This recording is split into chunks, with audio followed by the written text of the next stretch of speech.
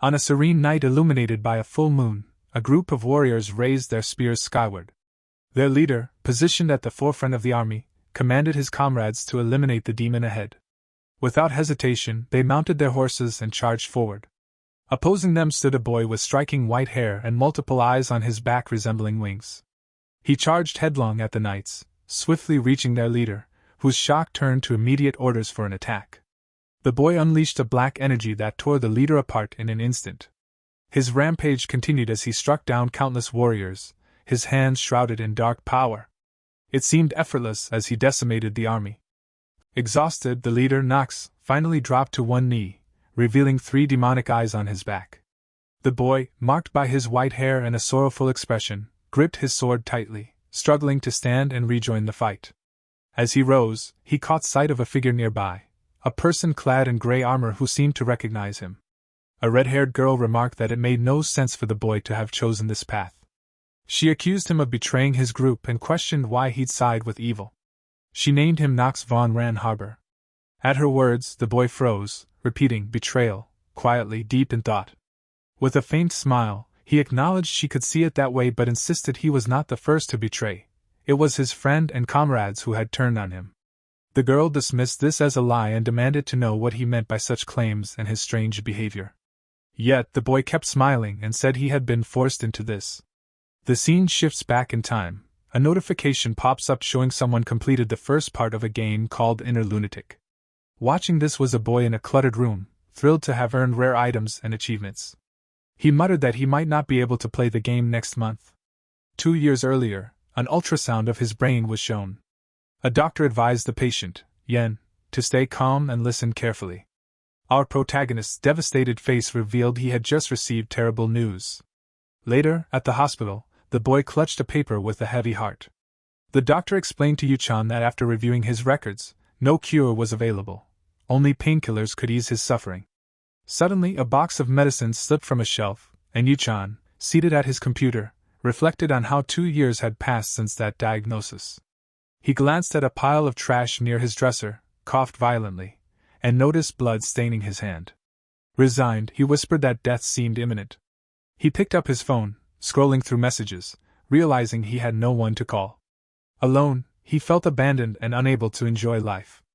Holding a bloody tissue, he lamented that his condition prevented him from going outside or having fun. Suddenly, the boy noticed a stack of pamphlets scattered atop his dresser, advertisements promising miraculous cures for his illness, terral cancer. Annoyed, he crumpled the papers and flung them into the air in frustration. Overcome with emotion, Yuchan broke into a sweat, tears streaming down his face as he stared at his computer screen. The game Inner Lunatic was open, and he murmured that it was the only thing left for him now. To distract himself from the pain, he started a new save file and began creating a fresh character. He debated what kind of persona to choose, perhaps a magically gifted prodigy, or a master swordsman. However, the game warned him that selecting 2 genius traits would incur a penalty, and to avoid it, he needed to pick just one. He discovered his character's drawback was a strict time limit. Silent, he stared at the screen and thought bitterly how this mirrored his own life. Both he and his character had limited time. Finally, he confirmed the character creation and accepted the start of the game. Suddenly, a presence loomed behind him, and a dreadful sensation washed over him. He lost his balance and fell from his chair, clutching the desk for support, as he summoned his remaining strength to stand. The thought of dying right then stunned him. The game's system confirmed the character had been created successfully. Yuchan knew his end was near but resolved to at least choose how he would face death. Just then, a message flashed that his character's name had been forcibly changed. The synchronization process began, and the scene shifted to a grand balcony overlooking a sprawling estate. As the synchronization completed, Yuchan awoke in a new body, his white hair stark against the sheets. Startled, he sat up, confused by the strange new reality. Walking around the room, he was struck by an unfamiliar yet oddly familiar feeling coursing through him. Glancing in a mirror, he beheld a face he couldn't believe. It was Nox, the infamous character from the game. The narrator explained Nox von Ranharber's background, a master of darkness and youngest of 5 siblings in a prestigious family known for their swordsmanship and magic. Unlike his talented relatives, Nox was born without any skill, which fueled his bitterness and led him to forge a pact with demons, becoming a catastrophic force in Lunatic. Yuchan touched his face, questioning if this was truly him or a dream. Suddenly, his system interface appeared, displaying Nox's stats. At first, he was incredulous, dismissing it as nonsense, but frustration soon set in. He reviewed his negative traits, many, including the dreaded time limit. Realizing this was the character he had just designed, Yuchan felt anger rise. He remembered, though hazily, why he had made a character resembling himself. With no escape and certain death looming, he simply wanted to be represented in this world. Though unaware, he never imagined this creation would bring devastation to the realm. Suddenly, a notification appeared, a new message in his inbox. He clicked it open as a voice addressed him as Yuchan but quickly corrected itself, saying it should now call him Nox. Confused, Yuchan couldn't recall if Yuchan was really his name, nor did he know the fate of his parents. The only thing left was the name they had given him. Processing this, he accepted it was his former identity. The message said that the sender probably wasn't remembered but wanted to say, "It's been a long time." Bewildered, Yuchan read on. The message acknowledged how difficult the past 2 years must have been, and said he deserved at least this place to live. Then, the sender welcomed him back to this world, leaving Yuchan perplexed.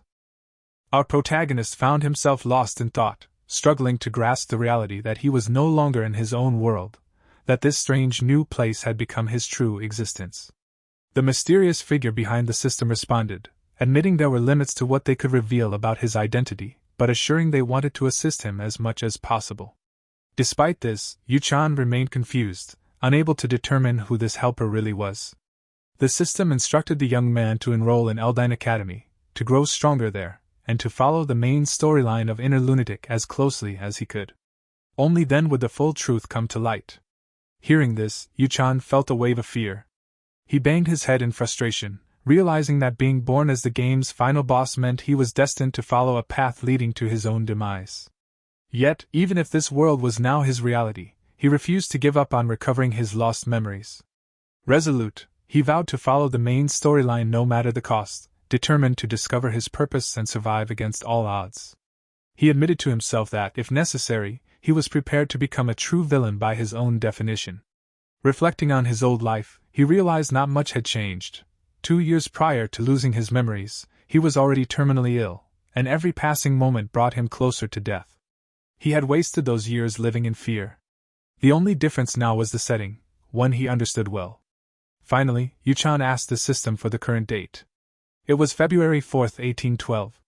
Anxiety stirred within him as he understood time was short. Still, with fierce determination, he declared he would begin his 28th attempt to beat the game. As he moved to open his bedroom door, a sharp pain shot through his wrist, halting him. The system informed him that a negative status had activated, constant wrist inflammation due to his ailment. Leaving his room, Yuchan questioned the fragility of his new body. Suddenly, he collided with a young woman dressed in a maid's outfit. She dropped a tray, shattering dishes as she panicked. Recognizing her as Rona, he recalled little about her besides overhearing her speak ill of Nox. Now, faced with her innocent face, he struggled to believe she'd speak behind his back. Kneeling, he forgave her this time but warned that any further mistakes would be met with harsh punishment. Terrified, Rona apologized and agreed. Looking around, Yuchan noticed the quiet shock on the other servants' faces. They seemed confused by his behavior. He realized he had forgotten he was supposed to act insane, as Nox did in the game. Frustrated, he wondered about the life of the body's previous occupant. When Rona asked where he was headed so early, he replied he was going to the training hall. The servants were incredulous, not expecting such resolve. He asked Rona to accompany him, leaving her frozen with fear, suspecting a beating. As they walked through the halls, Yuchan's mind remained focused. He knew he had to survive. After tasting death, one certainty remained: he did not want to die by any means. To survive, he must adapt quickly. He reminded himself this wasn't hopeless. Success depended on his effort. Rona, confused by his words, simply followed. Having played the game 27 times, Yuchan knew most of the city's hidden secrets. The young man opened his status window and began to outline the game's storyline. He explained that Inner Lunatic revolves around a conflict among angels, demons, and the Empire. This game had garnered a massive global fanbase. What made it special was the extensive customization options, allowing players to adopt vastly different playstyles. While common and talented traits could often be stacked, genius traits were unique and limited to one per character. Possessing a genius trait made it easier to excel and reach the pinnacle of the game's world. Yet our protagonist's character had 2 genius traits, an uncommon feat. He detailed the concept of trait penalty. In the game, acquiring 2 genius traits resulted in drawbacks. One of his traits was genius of combat, swordsmanship, granting mastery of sword skills and fencing supremacy. The other was mana-sensitive genius, enhancing magical aptitude and improving spellcasting efficiency. He recalled other useful traits: main character skill, which allowed viewing other characters' stats; master of acting, enabling deception in any situation; and seal mentality, which helped regulate mental strength to stay calm in battle. However, the downside came in the form of negative traits, especially the dreaded time limit, which loomed as the worst of all. Glancing over his many afflictions, he sighed, feeling like a walking hospital. Yen muttered that people with cold negativity found frozen areas nearly impossible to enter without a warming skill. Plus, with constant ailment, he was doomed to collapse at least once each chapter. Scratching his head, Yuchan admitted he had no choice but to take things one step at a time. Meanwhile, Rona, looking up, realized they were nearly at the training hall and wondered if the boy actually planned to enter it, until something caught her off guard. Yuchan stood frozen, staring ahead, as Rona watched silently. Finally, he pushed open the training hall's doors, convinced there was something he had to do first. The curse of weakness appeared, a debilitating effect that halved growth rates. KNX acknowledged he had to rid himself of it. Sword in hand, he concluded with a grim realization: no matter how much he thought it over, the only conclusion was that he was utterly screwed. After just a few swings, exhaustion overwhelmed him. KNX admitted to himself that it felt like reading only the opening chapter of a story before throwing the sword away. The narrator emphasized his weakness, revealing that the curse was responsible for his inability to swing the sword more than 10 times. Summoning his remaining strength, Nox looked around and reminded himself he had many weapons at his disposal. This was fitting, since the Rain Harbor family's legacy began with the sword. He thought about how his family was known as the high class of blade and darkness, famed for infusing black mana into their blades to vanquish enemies. This power was tied to the commander's blade, the tyrannical blade of darkness, passed down to each family head. Nox also recognized the advantages of noble birth, power, influence, and above all, immense wealth. He smiled, thinking about all the possibilities money could buy. The Rain Harbor family was one of the richest noble houses in history, meaning even the youngest, most useless son, him, had enough wealth never to worry about work. It seemed Nox's father, Theo, didn't care how his son spent the money. Yet Nox wasn't just a spoiled youngest son. His character and role were well defined. Despite trembling legs, Nox forced himself to stand. Until Rona brought him what he requested, running was out of the question. A few minutes later, the maid arrived at the training hall pushing a cart. She informed her young master that the towel, water, and sword he had requested were ready. However, in her mind she wondered if Nox truly intended to train. It didn't seem like him. Nox asked if the hall was empty, then called Rona over. The maid, trembling, feared she was about to be scolded. Instead, Nox surprisingly tugged her ear gently. He then began explaining something to her, though the details were unclear. Startled, Rona questioned when he planned to spend the money he mentioned, dismissing his ideas as rubbish. Before she could say more, Nox ordered her to be quiet and carry out his commands. As she left, Rona thought the young master hadn't changed a bit. Watching her depart, Nox mused about how fast she might return, probably by morning. He went to the small table where she'd placed the items and poured himself some tea. While sipping, he acknowledged the need to find a way to lift the curse and improve his stamina. Suddenly, a voice called his name. Turning, Nox saw the head butler, Rodwell Dyark. He recalled Rodwell's role as the chief administrator of the Ryan Harbor estate and advisor to Nox's father, Theo von Ryan Harbor, the family head. Nox's body trembled as he realized this encounter was significant. He noted Rodwell usually paid him little mind but wondered if the man had sensed something unusual. Using his master of acting skill, Nox asked why Rodwell was there instead of by the family leader's side. The butler replied he had orders to deliver news to Nox. Rodwell shared that Nox was invited to dinner that night. Surprised and uneasy, Nox admitted he still knew little about his family but was already expected at a gathering. Trying to avoid it, Knox asked Rodwell to tell his father he couldn't attend. The butler wondered why Knox would decline, then explained that the young lady of the Still and her family was visiting and training there. If Knox didn't attend, his father would be displeased. Sighing, Knox accepted his situation. Rodwell commented that Knox had been acting oddly, noting he had never shown interest in swordsmanship before but was now training alone. Curious, the butler pressed for a reason behind this change. Knox's demeanor shifted, his aura turning aggressive. He made it clear that Rodwell should not cross boundaries. Though a mere butler, Knox insisted that his actions were his own and no one's business. Intimidated, Rodwell bowed and apologized. Knox turned and left. Rodwell, suspicious, decided to report this to the family leader. Later, the vast Ryan Harbor mansion loomed. Knox, just departing the training hall, trembled at the strange event. He wondered what might have happened had possession been triggered, though it hadn't. Recalling the young lady from the Still and her family, Knox, familiar with the game, pondered her presence. That evening, seated at a dining table, Knox endured ridicule from the twins, Hartz and Allen. They mocked him mercilessly, expressing disbelief that Knox had shown up. They teased him for making eye contact with the maid, implying he was hopeless. Knox silently endured their taunts, mentally denying any wrongdoing. Suddenly, the grand doors of the hall swung open, and a commanding presence entered. It was Theo von Ryan Harbor, the head of the entire mansion and the family fortune. Yu-chan recognized the man as the leader of the Ryan Harbor family, Knox's father. He was accompanied by the radiant Talia von Stillenher. Talia introduced herself gracefully to the family, her beauty captivating everyone in the room.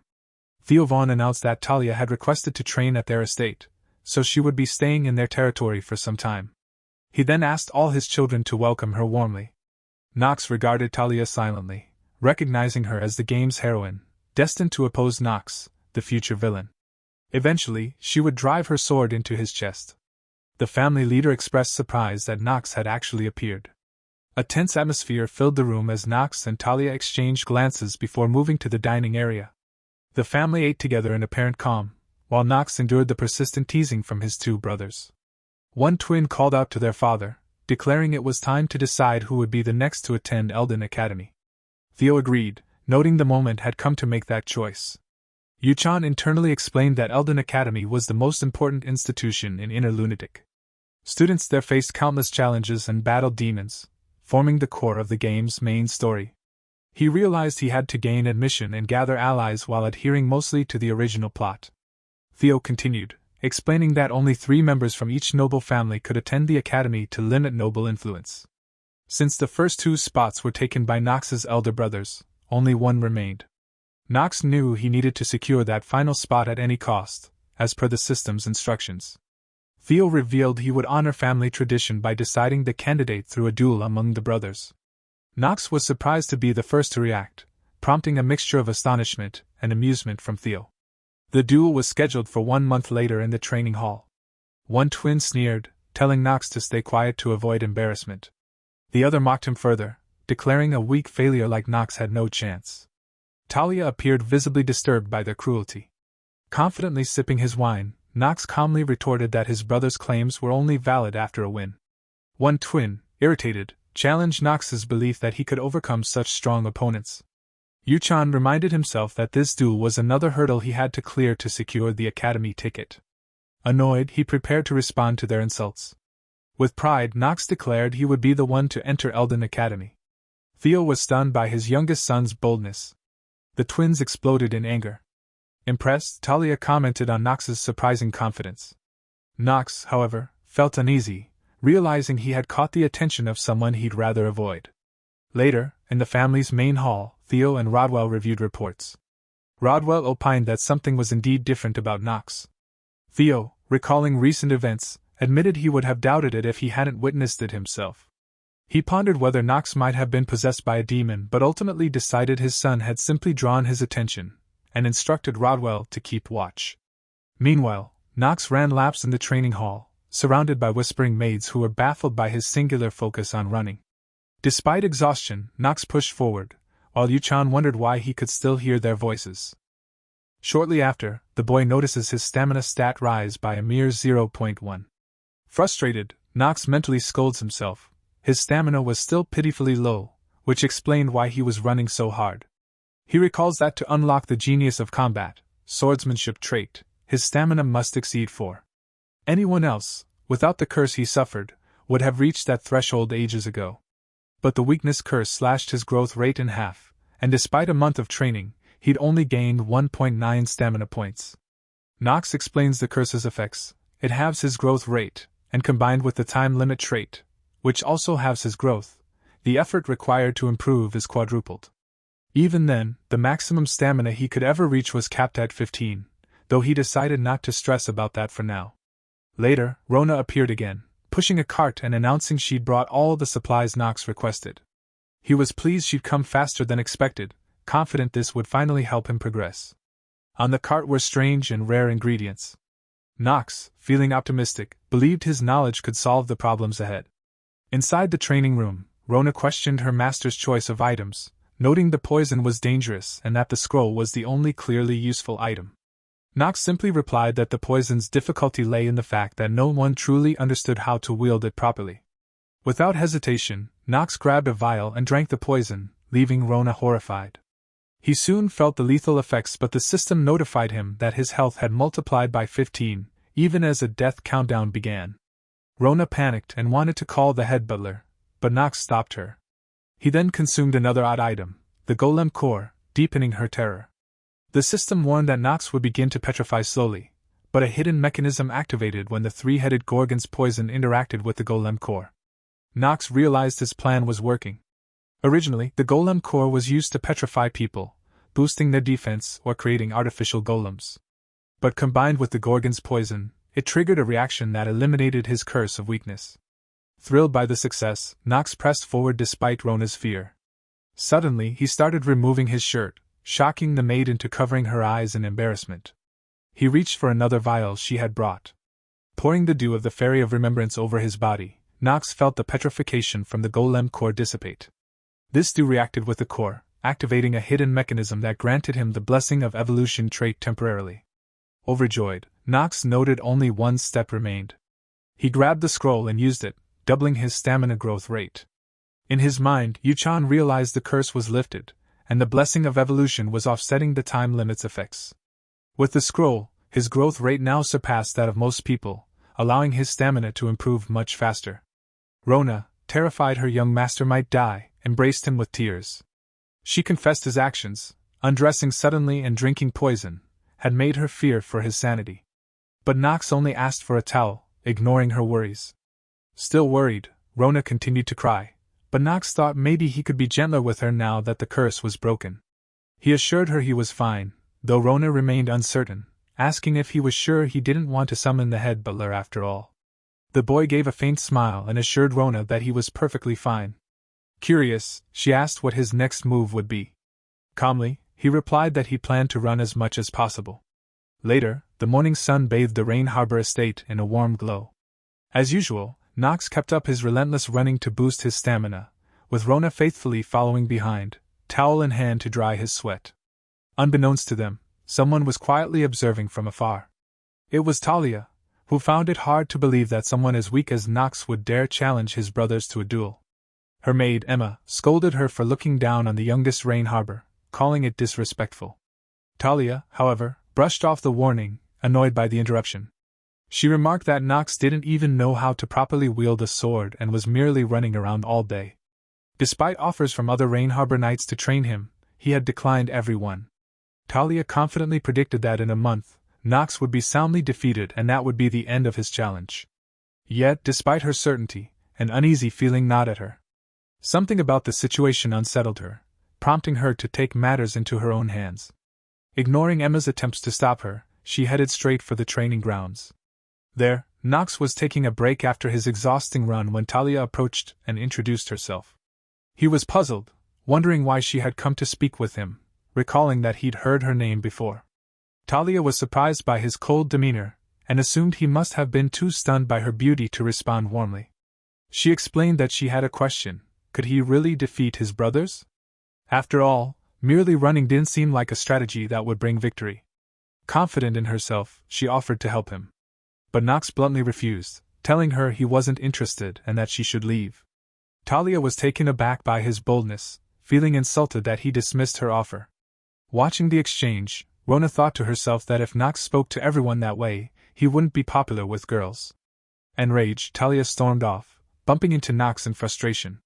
The boy was left bewildered, remarking that the situation had just become more complicated, while Rona shot him a disapproving look. Observing Talia's skills and demeanor, Nox acknowledged that her talents were extraordinary. He noted that in Inner Lunatic, most adult men have a stamina level around 4, yet Talia's was exceptional. Though she wasn't on the same level as the continent's 3 sword masters or one of the 4 archmages, Nox believed she had the potential to reach their heights. With her fire magic, she could potentially slay demons with ease. In his mind, Nox recalled that her magical fire would eventually evolve into the feared white flames, the same that would later be used against him when demonized. If he could make Talia his ally, he could drastically alter the future and avoid his destined death.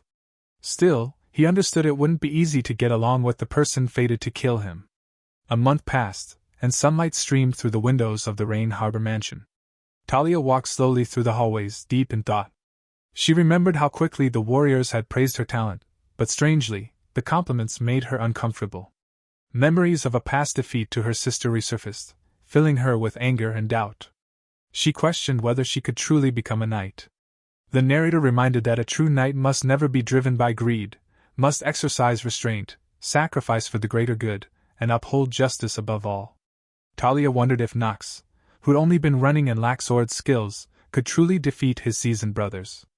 Determined, she concluded he was unlikely to succeed. The next day, the duel's battleground was set. At the center stood Nox, facing one of his brothers. Nobles, including Theo, Talia, Philia, Theo's first wife, and Rodwell, watched from the balcony. Theo asked Rodwell for his opinion on the outcome. The butler was hesitant but expressed his thoughts. Later, the judge called for silence, preparing to announce something important. The judge declared that the official duel to determine who would earn the right to enter the academy was beginning, and with that, the battle was underway. Without hesitation, Nox's brother lunged forward, aiming to end the fight quickly. Earlier, when Theo had asked Rodwell for his thoughts, the butler had confidently predicted that Alan would win based on Nox's past performances. Theo agreed, though Rodwell noticed a flicker of doubt in his master's eyes, as if he hoped for a different outcome. Rodwell truly believed Nox had changed, but still doubted his chances of victory. Watching Nox stand firm against his brother, he reflected on the long path of a knight he himself had walked alongside the patriarch. Sometimes swordsmanship is an art of finesse, other times it is sheer simplicity, mastery determined by training and dedication. Above all, turning the tide of battle required overwhelming talent. This led Rodwell to wonder if Nox might have been born with such rare talent. Theo responded thoughtfully that, despite expecting the most probable result, the possibility of an unexpected victory was never zero. After all, with the blood of the Rain Harbor family flowing through his veins, Nox could still possess the gift of a sword genius. Nox himself realized his sword and combat genius trait had not yet activated, questioning his own luck despite having a high luck stat. He recalled how he had never reached level 4 stamina during training, despite pushing himself to 38 in bursts. Rona, faithfully following close behind, asked if she really had to keep chasing after her young master. Nox replied that it wouldn't be any fun without her there to care for him without shame. He handed her the handkerchief he had been wiping sweat with, which made her smile adorably. Nox wondered if Rona was silently cursing him, but she denied it, biting her lip nervously. Ewan observed the maid's impressive stamina of 45 and wondered what sort of magic water the Rain Harbor family well contained, since even their servants outpaced average people. Frustrated with his stats, Nox grumbled that after a month of hard work, he was still weaker than a mere secondary character. Meanwhile, Rona reminded him that the sun was setting and he needed to rest, since his duel was the following day. Looking up at the sky, Nox wasn't sure if he was truly ready and wished for more time. Back in the present, his brother taunted him, arrogantly suggesting Nox surrender. He called Nox a disgrace to the family, and said it would be painful to defeat him. But Nox saw through the lie. Alan admitted that his plan was to simply beat Nox and boast about it to Talia. Nox warned Alan not to underestimate him. In his mind, Nox noted that Alan's stamina was 8, far beyond his own current ability, and wondered what to do. At that moment, the judge reminded everyone that this duel was to decide who would represent the family's name at the Magic Academy, and that both must accept the result. Nox, thinking of all that was at stake, his lost memories, the mysterious message, and his life beyond the 1-year deadline, gripped his sword tightly. Returning to the moment of the signal, Alan charged, and Nox swiftly rolled aside to dodge the blow, stopping abruptly. Alan smirked, saying his little brother had some luck. Without pause, Alan resumed his attack. Nox thought about the harsh rule of this game: lose, and you lose everything; win, and you gain all. Suddenly, Nox's stamina rose by 1 point, and he felt his plan was working. Alan, surprised by Nox's reaction, asked if his strikes had left Nox so impressed. He continued attacking, claiming that a few hits would bring Nox back to reality. Fasila, sitting among the spectators, dismissed all the talk about Nox's supposed personality change as pointless worry. Watching her son deal a harsh blow to Nox, she confidently predicted that the third Rain Harbor slot at the academy would belong to one of her own children. She sneered at Nox, while casting a sly glance at Theo, thinking that one day the family fortune would be hers. Theo, observing the fight, admitted he had high hopes for Nox but wondered if this was the extent of his potential. Rodwell, watching anxiously, suggested the duel be stopped before Nox sustained serious harm. Though Alan and Hartz were somewhat talented, compared to their elder brothers, they were mediocre at best. Theo sighed heavily, realizing none of his sons would likely possess the power to dominate the world or become a vanquisher. Seeing Nox struggle for breath and visibly exhausted, he prepared to call off the fight. Yet, at that moment, Nox, defending himself against multiple attacks, felt his stamina surge, the genius of swordsmanship and combat trait finally awakening. Alan noticed his brother's strange expression and asked if Nox had finally realized his defeat. But Nox activated his genius time skill and unleashed his power. Nox recalled someone once telling him that a genius experiences time differently. As the skill took effect, everything around him seemed to slow dramatically. Still, Nox knew that this ability alone didn't make him a master swordsman, nor guarantee victory. But no longer dormant, his genius was finally awakening. As Alan prepared to strike, Nox, moving in near slow motion, parried effortlessly and sent his brother's sword flying. Alan was stunned to see his little brother, once underestimated, now a formidable opponent. Nox, exhilarated, sensed victory within reach. With Alan's weapon gone, the young man crouched in frustration and pain from the hit. Nox, wearing a terrifying grin, told Alan that this was fun. Furious and confused, Alan demanded to know what Nox meant, but Nox ignored him. Despite his excitement, Nox reminded himself to stay focused. His genius time skill lasted only 5 minutes, and he needed to finish the fight quickly. Revealing he had been holding back until now, Nox challenged both twins to fight him together. The twins were offended by the insult but prepared themselves. Nox asked his father for permission to take on both brothers at once. Theo, stunned by the request, paused thoughtfully. Roger and Talia exchanged doubtful glances, wondering what Nox was up to. Theo, sensing his son's newfound spirit, granted permission. Vasilia disapproved but was ignored. The patriarch announced that the twins should begin their assault. Alan retrieved his sword, heart seethed at Nox's audacity. Yet Nox remained calm, smiling confidently. The twins charged together, aiming to finish quickly. Even alone and outnumbered, Nox, with his activated skill, defended against both attacks effortlessly. One twin tried to direct the other's approach, but frustration boiled over and he snapped at his brother to be quiet. Amid the chaos, Nox stood unshaken, continuing his defense. The system informed Nox that his proficiency in swordsmanship had increased thanks to the special effect of genius time, which lifted his spirits. Numerous attacks came his way, but he skillfully parried every single one. Frustrated and out of sync, the twins began arguing and accidentally collided with each other. They stepped back from Nox, clearly irritated. Even Talia, unable to contain her excitement, stood to watch the intense fight unfold. Nox, feeling pleased, noticed the surprised looks directed at him. It seemed everyone was questioning how much he had changed. His two brothers, who had always mocked him, now shared the same astonished expression.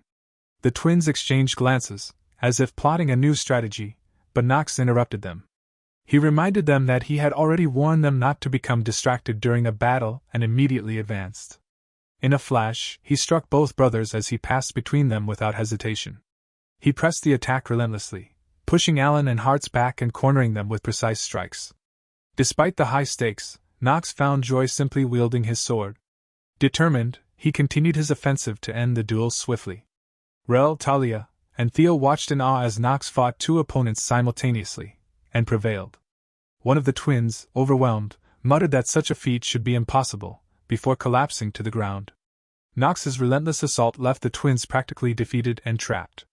At that moment, the genius time effect expired, and Nox paused before his brothers. Though victorious, he felt a pang of sadness that his power had faded. Their mother called out to the twins, worried. Nox quickly asked the judge if the duel's outcome was decided, and the official confirmed it. The judge then declared young Master Nox Ryan Harbor the winner. Alan, lying defeated, seethed with rage and dropped his sword in frustration. Theo watched, uncertain whether what he had just witnessed was real. Nox glanced at his father, hoping for a proud look. He bowed to the assembly and announced his departure with a commanding presence. Talia wanted to speak with him but could only watch his retreating figure. She told herself she must talk to him soon. As the sun began to set, Nox, exhausted and walking differently, noticed his bloody hand. He guessed it was from overusing his ability. Nox explained that Genius Time's major drawback was the decline debuff, which penalized him for exceeding its duration. The system notified him that due to decline, his lifespan had decreased by 2 days and 17 hours, a severe penalty making him more vulnerable to illness. He felt relieved no one else had seen this, as it could have cost him his academy admission. Nox seemed lost in thought until Talia approached, asking if he was hurt. Irritated by her presence, Nox warned he couldn't let his father discover the debuff. Before he could say more, Talia expressed disbelief that he had fought with such an injured body. Flustered, she played with her hair and admitted she had misunderstood him. The narrator explained that Talia had only seen Nox struggle with a wooden sword at first, and found it surprising that such a person could win. She had been chasing after Nox to ask how he trained and grew so strong but was puzzled to see him injured after the duel. Talia concluded Nox wasn't the useless person rumors claimed, he had just worked hard and given his all. Back in the present, Nox coughed from the decline and brushed away Talia's concerned hand. In his mind, he admitted that after 2 years of gaming obsession, social interaction was difficult. Embarrassed, Talia apologized, explaining she hadn't realized he took swordsmanship so seriously. She now understood why Nox focused solely on stamina training and regretted misjudging him. Talia added that acting useless probably wasn't Nox's intention, and her maid Emma said mistakes happen. Nox, unused to conversation, didn't know how to respond to her honest words. He thought about how proud and noble Talia's Duke family was and how admitting error must be hard for her. Seizing the moment, Nox asked her not to reveal his bleeding hand to anyone. Prideful, Talia promised to keep his secret. Relieved, Nox headed back to his room and reminded her to remember her promise. The young girl blushed, feeling a spark of affection flicker in her heart.